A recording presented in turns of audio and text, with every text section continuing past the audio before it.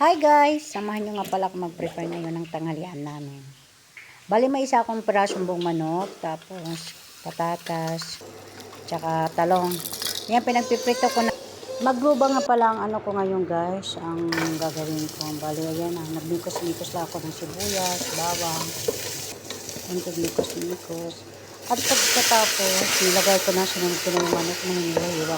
Tinanggalan ko siya ng balat guys, kasi ayan ang amo ko na may balat. Sa pampalasa naman guys, yung barat nilagay ko. Tapos minikos-mikos ko rin hanggang sa madurog.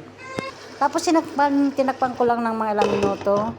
At pagkatapos sinabawan ko na siya. Tapos tinakpan ko na.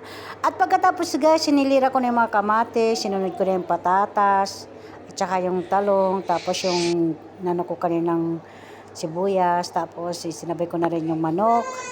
At ang pinakahuli ang bigas. At pagkatapos naman, isinaling ko dyan ang sabaw. Bali, sinilaan ko lang yan.